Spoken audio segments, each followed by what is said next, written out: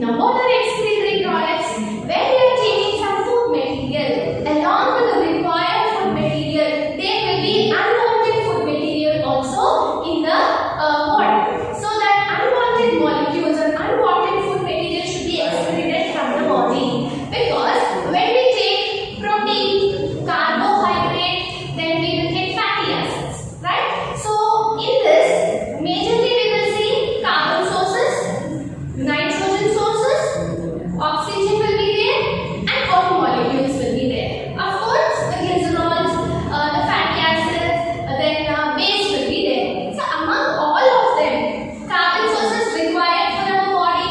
Okay, then water molecules are required for our body. Oxygen is required for the body. So what is not required for the body here is a nitrogenous waste. So nitrogen is a type of waste in the human body. We can't prevent it from taking it. It will of course enter into our body along with other sources, but it is a human body duty that it has to eliminate the nitrogen sources from the body because it is a waste material. It is a waste product. When do we say that something is a waste? When it is of no use. When it is of no use, we call it as a waste. So it is not see. For example, waste in your house, right? Household waste will be there. If you store waste in your body, it will decompose and it will produce a very bad smell. That means it should not be it should not be stored in the house. Alright? So here also, human body should not store nitrogenous waste because it is having no use. Right? So that's why nitrogenous compounds are called as waste products and they should be eliminated. So as they are eliminated, they are called as excretory. Okay? So they are called as excretory products. Okay? So which system is performing excretion or elimination of excretory products? It is the excretory system, which includes kidney, ureter, urinary bladder. So these all are the various parts of excretory system. So in this particular chapter, we are going to study about the system in detail. What type of elimination process is taking place, all that we will study in detail. So first unit you have studied how the complex molecules are broken down into simple molecules. In the second chapter, next subunit you have studied that simple molecules will undergo a process called oxidation for release of energy and that requires oxygen molecule. So that oxygen is supplied by the respiratory system and that process we call it as breathing and exchange of gases. So supply of oxygen you will study in this chapter. Next you have studied. Now oxygen is in the lungs, food material is in the broken down food materials in the intestine. How they are able to go to each and every cell of the body. It is the body fluids. By a process of circulation, they are transporting it. Right? Then the next in this chapter you are going to study after circulation of required products, the unwanted waste should be eliminated from the body. Otherwise, it will become toxic to the body. So the removal of waste material will be done by the excretory system and the whole process you are going to study in this particular unit. Now coming to the unit 3. So unit 3 also you have two subunits. So in this unit you are going to study locomotion and movement. Right? So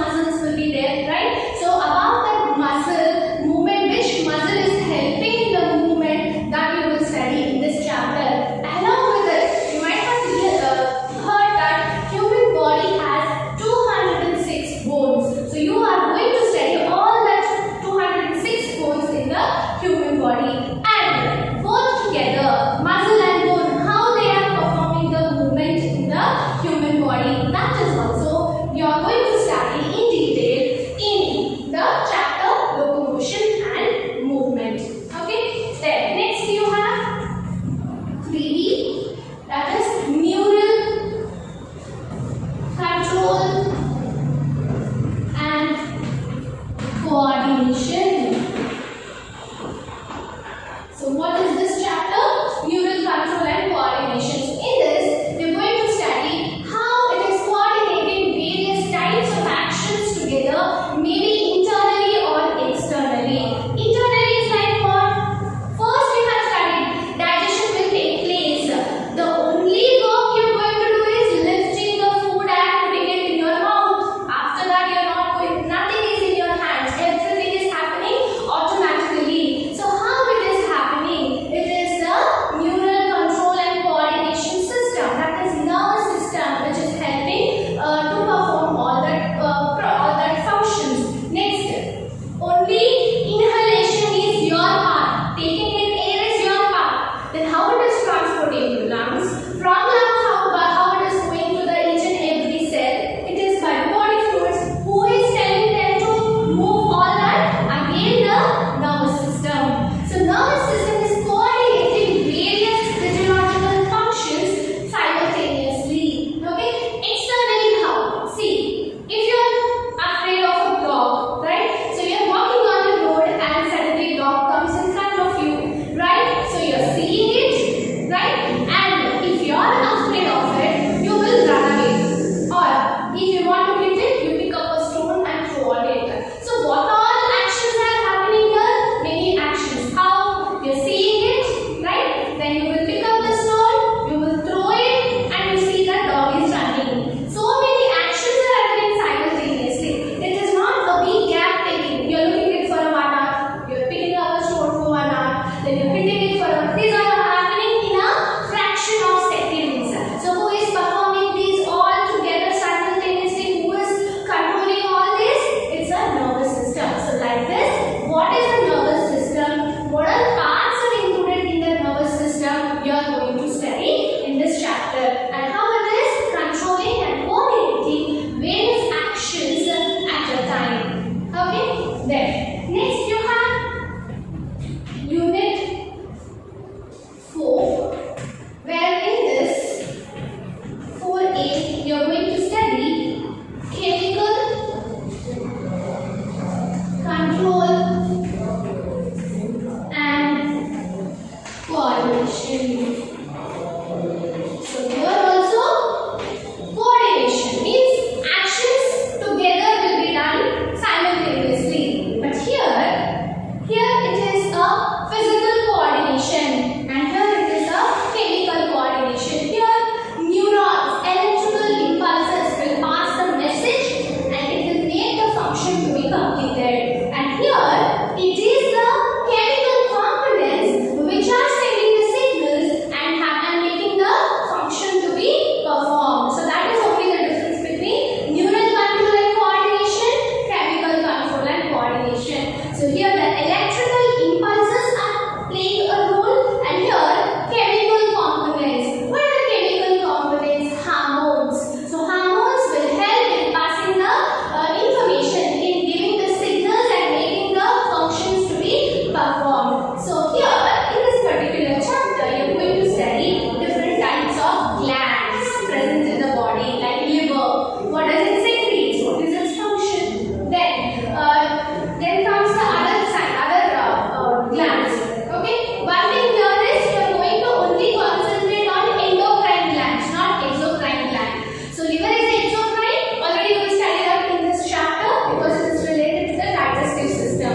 So in this chapter, you are going to study about the glands which are endocrine. So endocrine are what? Ductless glands. They secrete hormones directly into the blood, and blood will carry the hormones to the target organ. So that glands you are going to study. So example, you can take pituitary gland, thyroid gland, then adrenal gland, and you will also study about the thymus, pancreas. Pancreas is dual type.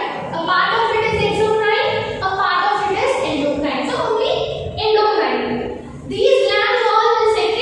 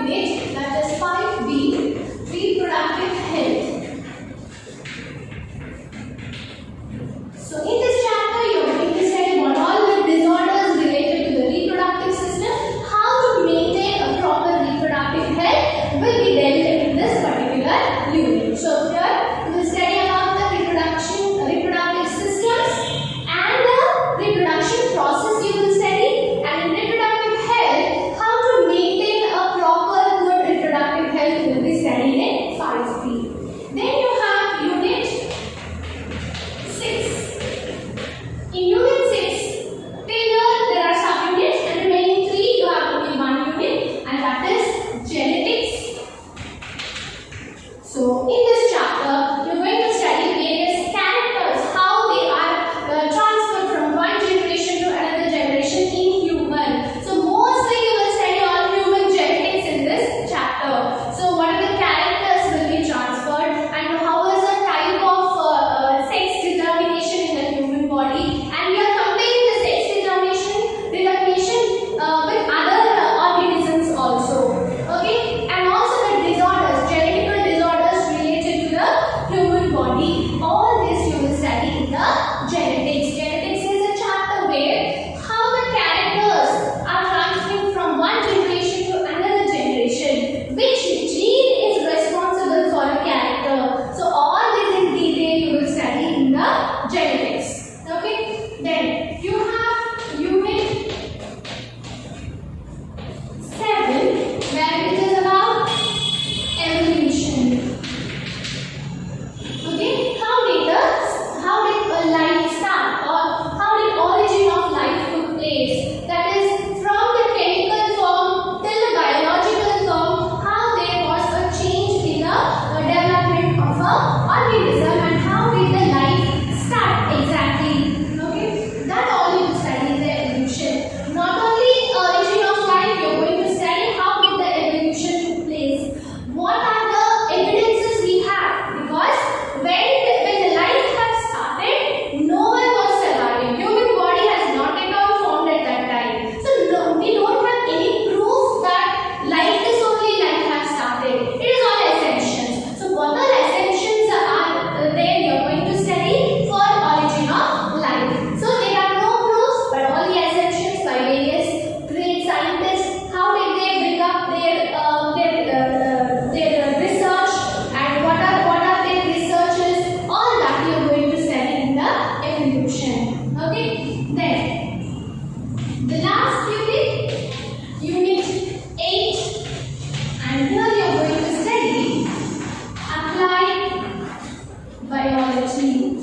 So much you have studied from first year to till second year about the biology. Now it's time how the biology is applied and how various techniques are helping the human life by applying the biology. Likewise, animal husbandry.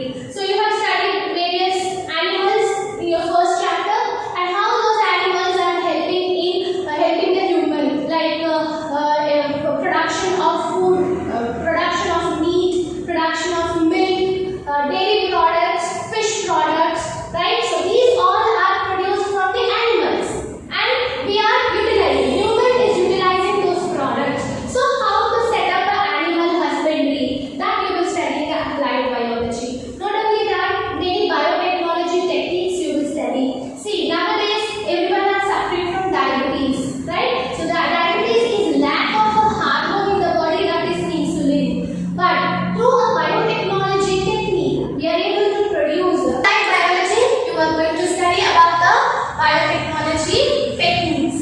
So one I have already given for you all that insulin production is done, and how genetical disorders can be identified, diagnosed. See, genetical disorders will be at gene level. So normal diagnostic techniques what you will study is will be done is for the blood tests, okay, and then scans, then X-rays. These all we will perform. By this we are not able to diagnose genetical related problem, because the defect is in the genes.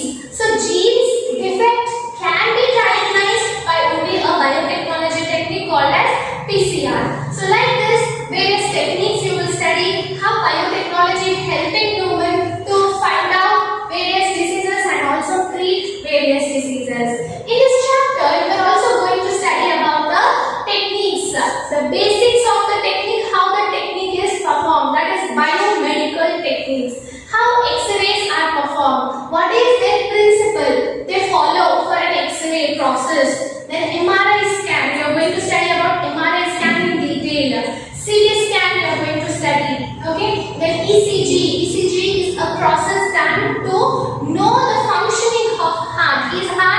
functioning properly or not, that can be diagnosed with the help of a technique called as ECG. That ECG technique you are going to study in detail. Then functioning of brain can be tested by EEG, that is electroencephalography. So you are going to in that technique what process they will be performing, what are the systems they are using, all that you will study in detail. So that is about the applied biology. So students, this is an introduction of your second year syllabus, where first 5 units you are going to study about human body, their systems and what functions they are performing. The next 3 units general topics you will study, that is genetics, about the genes, evolution, how life has started on the earth, and applied biology, how biology is applied in the human body. So you got, students, hope you got an idea about your syllabus for this year.